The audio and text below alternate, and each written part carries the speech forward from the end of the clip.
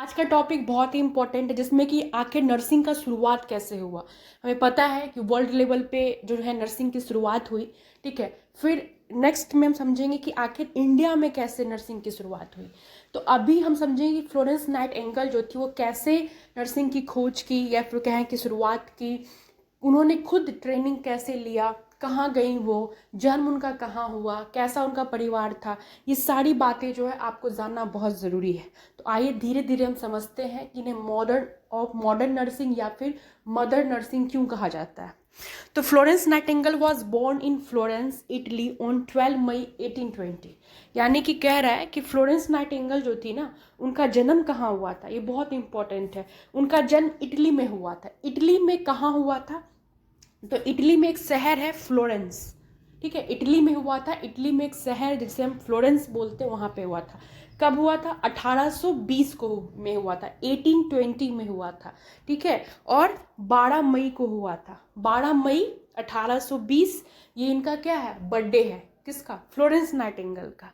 इसीलिए हम क्या करते हैं, every year international nurse day celebrate on 12 मई। इसीलिए जो इंटरनेशनल नर्स डे है वो हम 12 मई को सेलिब्रेट करते हैं, ठीक है। अगर आपसे पूछे कि हम नर्स डे कब मनाते हैं, नर्स डे 12 मई को मनाते हैं।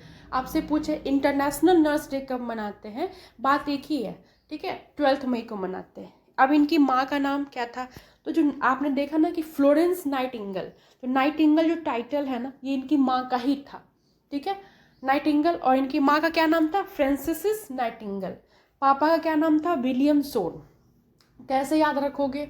देखो, जब फ्लोरेंस नाइटिंगेल जन्म ली थी तो इनके पापा ने बहुत शोर मचाया, ढोल नगाड़े ये सब बजाए, ठीक है। तो इसीलिए इनके पापा का क्या नाम है? Williamson. It is just like memorise, not actual, ठीक है, इवेंट। ये सब हुआ नहीं था, बस मेमोरीज के लिए मैं आपको बता रही हूँ। नेक्स्ट है, इनकी बहन का नाम पार्थेन होप। देखो, पार्थेन होप, HOP, होप। इनकी बहन जो थी ना, फ्लोरेंस नाइटिंगेल की बहन थी, जिन्हें बहुत कह सकते हो कि होप था कि एक दिन फ्लोरेंस नाइटिंगेल बहुत बड़ा काम करेगी।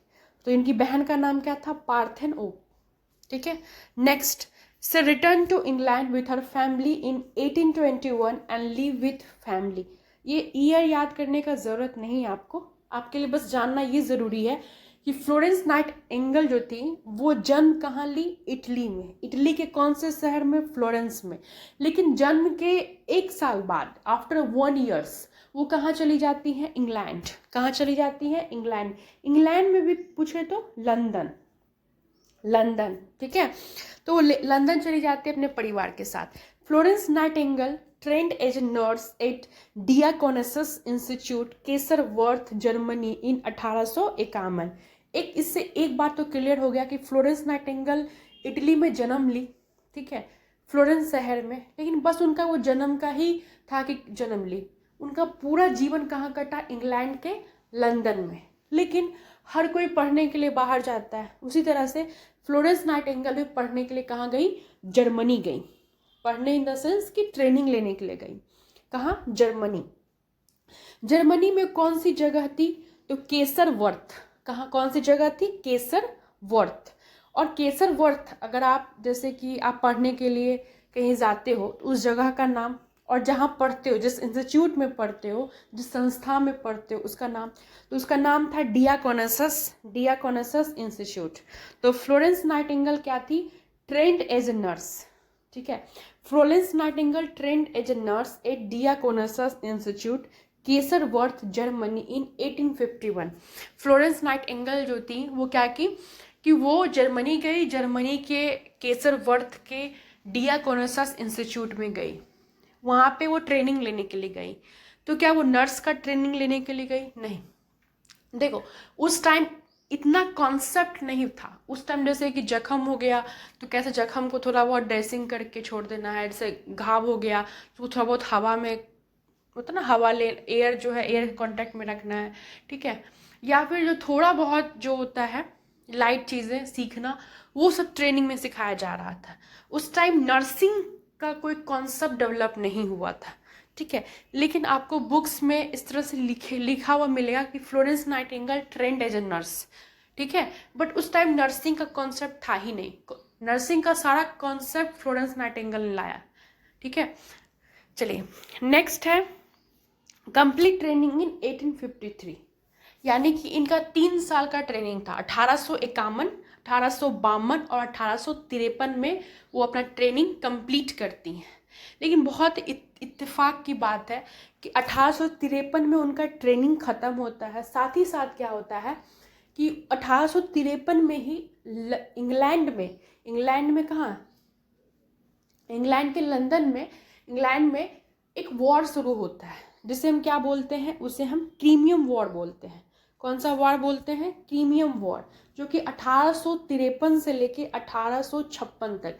ये वॉर फ्लोरेंस नाइटिंगेल के लाइफ से जुड़ा हुआ है, इसलिए इस वॉर के बारे में आपको पता होना ज़रूरी है। तो 1853 से लेके 1856 में क्या होता है? क्रीमियम वॉर होता है, ठीक है। What is Crimean war? ये भी तो पता होना चाहिए, आप रट के गए क्रीमियम वॉर, क्रीमियम वॉर। क्रीमियम वॉर है क्या? तो बेसिकली एक मिलिट्री कॉन्फ्लिक्ट है। एक तरफ रशिया अकेले और दूसरे तरफ क्या था कि एक एलियंस था। एलियंस का मतलब होता है कि सबने एक हाथ जोड़ लिया, किसने? ब्रिटेन, फ्रांस और ऑटोमन एम्पायर, ये तीनों मिलकर, और एक अकेले रसिया, इन दोनों के बीच में फाइट हो रही थी, इन दोनों के बीच में वॉर हो रही थी, जिसे हम क्रीमियम वॉर के नाम से जानते हैं। और क्रीमियम ही क्यों बोलते हैं? क्योंकि जो क्रीमियम एक जगह थी, वहाँ का जो पेनिसुला था, क्रीमियम पेनिसुला, ठीक है, जिसे हम क्या बोलते हैं? यूक्रेन बोलते हैं। वहाँ पे लड़ाई हो रही थी, वॉर वहीं पे हो रहा था, इसलिए हम इसे क्रीमियम वॉर का नाम देते हैं, ठीक है। तो यहाँ पे क्या हुआ कि लड़ाई बहुत हुई, तो लड़ाई हुई तो जो इंग्लैंड के जो सोल्जर्स थे वो बहुत घायल हुए, ठीक है।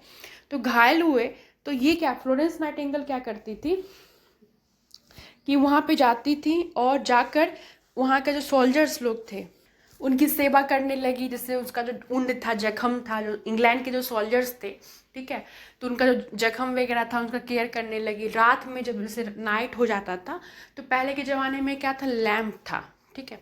तो लैम्प लेके जाके एक एक सोल्जर को देखती थी कि प्रॉपर उसका केयर करती थी, ठीक है। तो इसीलिए इन्हें लेडी विथ लैम्प भी बोला जाता है। इनके फोटो में आप देखे होंगे फोटो में कि वो लैम्प ली हुई थी, इसीलिए इन्हें क्या बोलते हैं? Lady with lamp. ये वॉर जो था ना, क्रीमियम वॉर, उसमें जो सोल्जर्स घायल हुए थे, तो रातों में ये जाकर उस जो सोल्जर्स थे उनका वो केयर करती थी, उनके जख्म पे मलहम लगाना, पट्टी करना, ये सारा काम करती थी। इसलिए उस टाइम, आप उस टाइम के बात सोचो, अभी का बात नहीं, उस टाइम तो लेडी विथ लैम्प के लिए वो फेमस होती है, ठीक है। उसके बाद क्या कह रहा है कि उन्हें मिलिट्री हॉस्पिटल भी भेजा गया, ठीक है। कहाँ? 1854 में। कहाँ पे? कौन से मिलिट्री हॉस्पिटल? तो स्कूट्री, SCUTARI, स्कूट्री में, ठीक है। नेक्स्ट देखो क्या होता है कि Florence Nightingale not just care of physical injury, she also implemented reforms in the sanitation, hygiene and nutrition which significantly reduce the mortality rate among soldiers। वो सिर्फ ऐसा नहीं है कि जाकर उनके जख्म पे मलहम लगाना, पट्टी करना, सिर्फ यही करती थी, बल्कि उस टाइम, आपको मैं 1853, लगभग 1860 के आसपास का बात है, उस टाइम क्या होता था कि वो जाती थी और सोल्जर्स को बताती थी कि आप अपना सैनिटेशन का ध्यान रखें, मतलब वाटर जो भी आप पानी वगैरह पी रहे हो उसका ध्यान रखें, ठीक है। हाइजीन मेंटेन करें और न्यूट्रिशन, अच्छा फूड लोगे जल्दी आप स्वस्थ हो जाओगे। यानी कि उस टाइम सैनिटेशन, हाइजीन और न्यूट्रिशन, ये तीनों के बारे में फ्लोरेंस नाइटिंगेल बताई, ठीक है। जिसकी वजह से क्या हुआ कि मोर्टालिटी रेट, मतलब जो डेथ रेट था वो सोल्जर्स का बहुत ज़्यादा कम हुआ। एक होता है केयर, तो केयर में सिर्फ वो फिजिकल इंजरी नहीं ठीक की, मतलब कि सिर्फ घाव को ठीक करना है उनका मकसद नहीं था, बल्कि उन्होंने ये भी बताया कि अगर आप सैनिटेशन, हाइजीन और न्यूट्रिशन का ध्यान रखोगे तो मोर्टेलिटी रेट जो है वो कम जाएगा। She became known as lady with lamp because of her habit of mankind first at night to check on wounded soldiers carrying a lamp to the light and her way. मतलब वही बोल रहा है कि रात में जाती थी, जख्म वखम को ठीक करते थे, उनका एक हैबिट था, उनको बहुत इंटरेस्ट था ये सब करने में, ठीक है। इसे हम लेडी विथ लैम्प बोलते हैं। Develops first organise nursing programme for nurses in the 1860। और फिर क्या होता है कि वो जब ये सब काम की ना तो उनको बहुत सराहना मिला, बहुत फेमस हुई। सबसे ज़्यादा फ्लोरेंस नाइटिंगेल कब फेमस हुई? क्रीमियम वॉर में, ठीक है। और उन्हें लेडी विथ लैम्प कहा गया। और क्वीन उस टाइम रानी कौन थी? Queen Victoria. उनके द्वारा क्या उनको मिला? बहुत सारा अवार्ड मिला, और फिर जैसे कि रेड क्रॉस अवार्ड उनको दिया गया, और साथ ही साथ बहुत सारा वेल्थ दिया गया, जिससे वो क्या करती है कि वो अपना जो है, क्योंकि वो लंदन में ही रह रही थी, तो लंदन में जो संत थॉमस हॉस्पिटल था, कौन सा? संत थॉमस हॉस्पिटल, वहाँ पे स्कूल खोलती हैं। कौन सा? नाइटिंगेल ट्रेनिंग स्कूल, ठीक है। तो वो स्कूल खोलने के बाद क्या करती है कि वो जो है वहाँ पे नर्सिंग प्रोग्राम स्टार्ट करती है 1860 में, ठीक है। और नर्सिंग एजुकेशन भी वहाँ पे संत थॉमस हॉस्पिटल में नर्सिंग एजुकेशन भी इस्टेब्लिश करती है कि नर्सिंग में ये एजुकेशन ज़रूरी है, ठीक है। उसके बाद नाइटिंगेल जो है वो 90 की उम्र में लगभग जो है वो डाई करती हैं। किसकी वजह से? तो कोलरा की वजह से। और ये बहुत इंपॉर्टेंट है, कोलरा की वजह से वो डेथ होता है उनका। और 13 अगस्त 1910 में 13 अगस्त 1910 को उनका जो है मृत्यु होता है। नोट्स ऑन नर्सिंग, एक आपको पूछा जा सकता है कि what is notes on nursing, या फिर नर्सिंग नोट्स क्या है?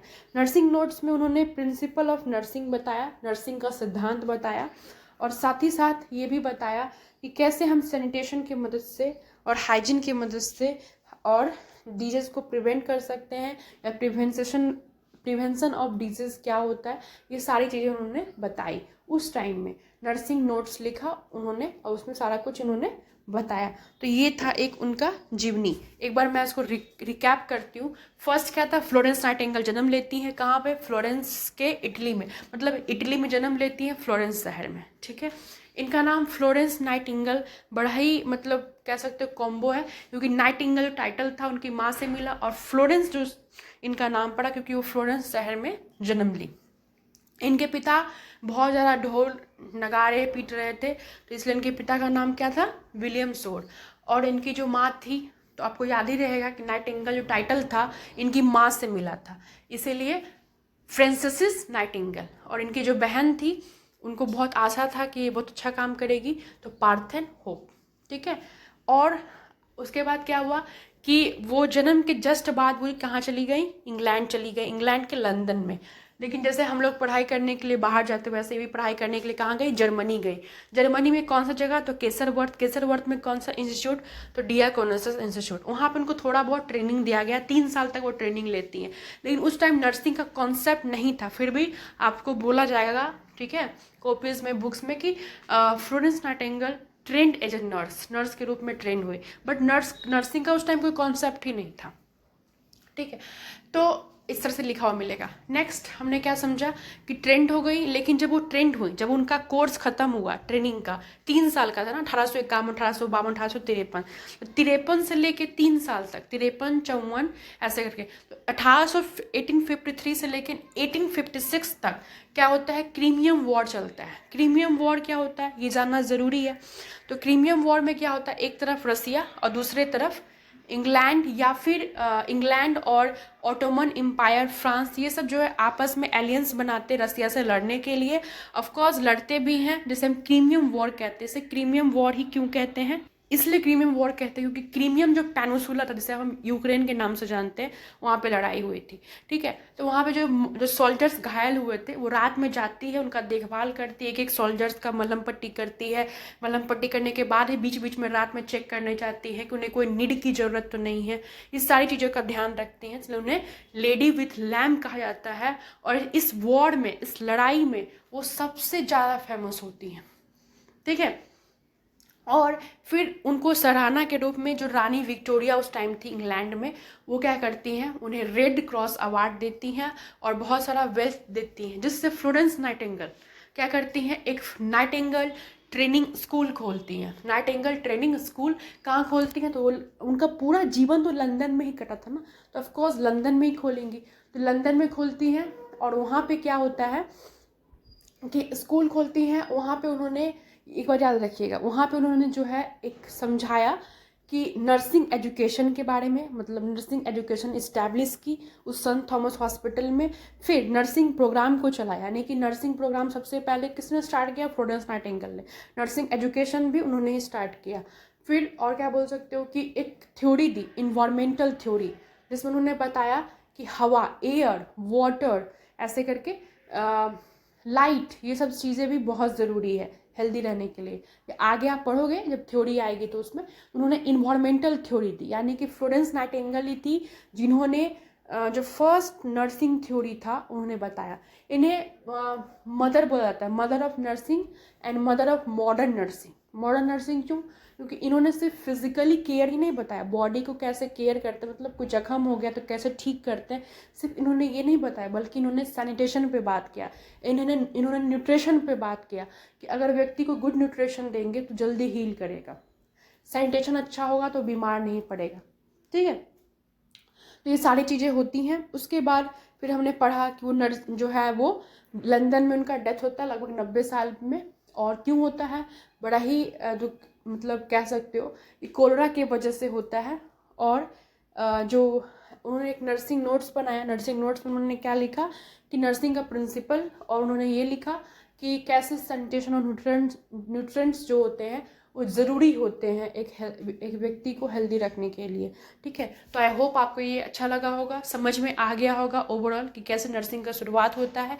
नेक्स्ट वीडियो में हम समझेंगे कि आखिर नर्सिंग जो है भारत में कैसे आया। ठीक है, और उसके नेक्स्ट वीडियो में हम समझेंगे कि आखिर कौन कौन ऐसी रेगुलेटरी बॉडीज़ है, यानी कौन ऐसी बड़ी बड़ी पावर